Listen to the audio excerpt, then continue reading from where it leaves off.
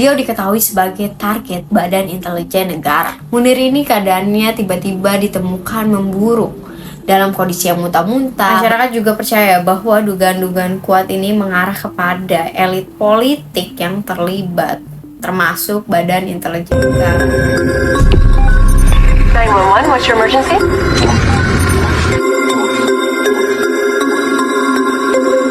We about to turn it on.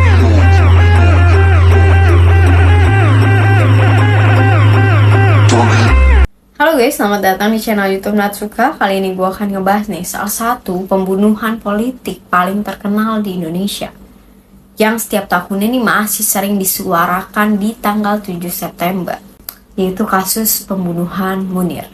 Munir Said Tholib ini dikenal sebagai penyuara HAM, aktivis HAM yang sangat vokal mengkritik pemerintah dan militer pada masa Orde Baru sampai setelah reformasi. Namun naas, di tahun 2004, beliau ini ditemukan meninggal dunia di dalam penerbangan menuju Amsterdam dari Jakarta. Dan kali ini nih, gue mau ngebahas nih kronologi dan siapa aja sih sebenarnya tersangka dari kasus pembunuhan ini. Karena kabarnya setelah 2 dekade, kasus pembunuhan Munir ini tidak pernah menemukan siapa dalang sesungguhnya dari kasus pembunuhan tersebut. So, nggak usah lama-lama lagi, kita masuk ke pembahasan yang pertama. Sebelum kejadian ini, Munir ini dikenal sebagai aktivis HAM yang sangat vokal menyuarakan kepada pemerintah dan militer. Dia ini berhasil mendirikan sebuah komunitas kontras, Komisi untuk Orang Hilang dan Tindak Kekerasan, yang dilatar belakangi kasus pelanggaran HAM berat yang terjadi di masa Orde Baru. Dan beliau juga pernah menjabat sebagai Ketua Yayasan Lembaga Bantuan Hukum Indonesia. Munir sendiri ini dikenal sebagai pengkritik pemerintah dan militer pada saat itu, terutama dalam kasus operasi militer di Aceh, Papua, dan pelanggaran HAM yang dilakukan pemerintah lainnya.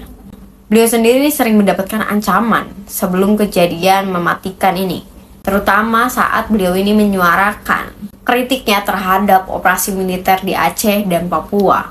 Beliau diketahui sebagai target Badan Intelijen Negara.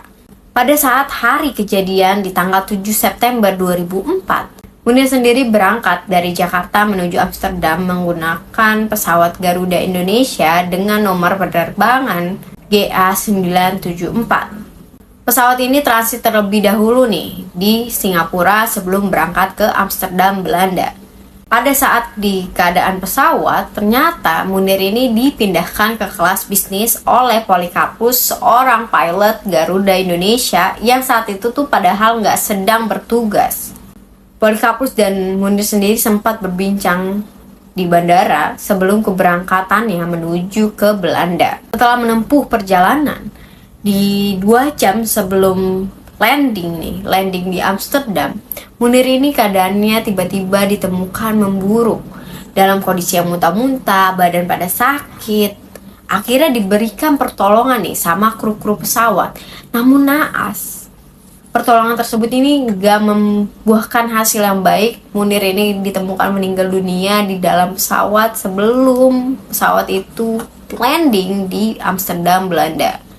Akhirnya setelah kejadian tersebut, pada tanggal 12 November 2004, dilakukan otopsi di Amsterdam, Belanda, dan pemerintah Belanda ini mengeluarkan hasil forensik yang menunjukkan bahwa kematian Munir ini disebabkan oleh racun arsenik dengan kadar 465 mg per liter di dalam darahnya, yang kadarnya itu sangat jauh di atas kategori mematikan. Dalam bukti awal tersebut ditemukan dugaan bahwa pembunuhan Munir ini dilakukan secara terencana, dan kasus ini nih menjadi sorotan internasional. Media-media internasional itu mencoba untuk menekan pemerintah Indonesia untuk mengungkap kasus ini. Penyelidikan awal ini dilakukan di tahun 2004 sampai 2005. Ditemukan seorang tersangka, yaitu Polikarpus sendiri, yaitu seorang pilot Garuda yang saat itu tuh memindahkan Munir dari kelas ekonomi ke kelas bisnis. Dan diduga momen tersebut menjadi momen penyajian racun arsenik.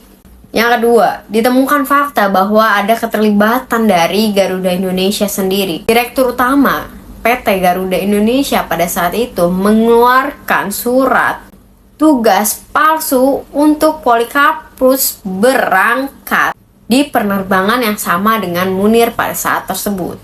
Untuk proses hukum sendiri, yang pertama, Polikarpus ini diadili di tahun 2005. Polikarpus dijatuhkan hukuman 14 tahun penjara, walaupun tadinya hukuman tersebut sempat diringankan 2 tahun karena untuk tuduhan surat palsu, namun diperberat lagi di tahun 2008 dengan Mahkamah Agung menjadi 20 tahun hukuman penjara. Yang kedua, Indra Setiawan dan Rohainil Aini, seorang direktur serta sekretaris direktur PT Garuda Indonesia. Mereka juga dituntut 1 tahun penjara atas pemalsuan dokumen tugas yang menugaskan Polikarpus ini berangkat dengan pesawat yang sama dengan Munir pada saat tersebut. Dan fakta ketiga dari kasus pembunuhan Munir ini, tersangkanya itu dapat dari Badan Intelijen Negara, dari mantan Deputi 5 Badan Intelijen Negara atas nama Bapak Mudi Purwa Prajono.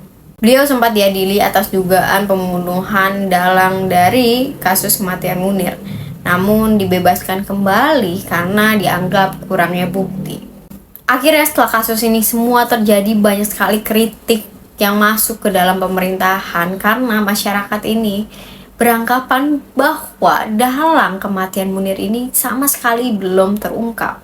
Mereka percaya bahwa Polikarpus, seorang pilot Garuda Indonesia ini hanya sebuah kaki tangan. Beliau ini adalah pelaku lapangan, bukan pelaku sesungguhnya gitu. Masyarakat juga percaya bahwa dugaan-dugaan kuat ini mengarah kepada elit politik yang terlibat, termasuk Badan Intelijen Negara. Ya tapi balik lagi, kita nggak punya bukti yang kuat untuk menyeret mereka semua ini masuk ke dalam pengadilan. Dan dalam kasus ini juga menjadi sorotan simbol lemahnya hukum di Indonesia, terutama yang melibatkan elit politik dan orang bernegara. Banyak yang menilai bahwa pengadilan ini nggak berdiri secara independen nih, melainkan di bawah tekanan politik. Perkembangan selanjutnya di kasus ini nih, di tahun 2020 Polikarpus ini meninggal dunia karena sebelumnya Polikarpus sendiri dibebaskan bersyarat di tahun 2014 setelah menjalankan 2/3 dari hukumannya nih. Dan kemudian di tahun 2016 sebenarnya mantan presiden kita Bapak Insinyur Joko Widodo ini pernah membuka kasus ini kembali nih. Namun ya sampai sekarang belum ada perkembangan sih atas kasus kematian Munir ini. Dari kasus kematian Munir sendiri ini juga berpengaruh kepada aktivis HAM, perkembangan HAM di Indonesia karena Munir dianggap sebagai simbol perjuangan HAM Indonesia. Kasusnya ini menginspirasi banyak aktivis untuk menuntut keadilan dari kasus-kasus pelanggaran HAM yang terjadi di Indonesia. Dan di tanggal 7 September juga menjadi peringatan kepada pemerintah agar pemerintah ini terdorong atas penyelesaian kasus-kasus pelanggaran HAM yang terjadi di Indonesia. So itu guys pembahasan diskusi kita atas kasus kematian Munir yang sampai sekarang nih masih abu-abu setelah 2 dekade lebih loh kasus ini terjadi. Hal ini jadi kayak ngeliatin kita ya, gimana sih kondisi politik dan hukum di negara ini. Apa benar pengadilan di Indonesia ini nggak bisa berdiri secara independen, melainkan di bawah tekanan politik. Dan banyak elit politik yang terlibat atas dasar kasus-kasus pelanggaran HAM ini. Gimana menurut kalian kasus ini? Tolong komen di bawah. So itu guys video gua kali ini. Terima kasih udah nonton, terima kasih udah support. Kalau kalian suka videonya, kalian bisa like, comment, dan subscribe. Karena gue gak sabar ketemu kalian lagi di cerita-cerita selanjutnya. So thank you for watching. Sampai jumpa. Bye.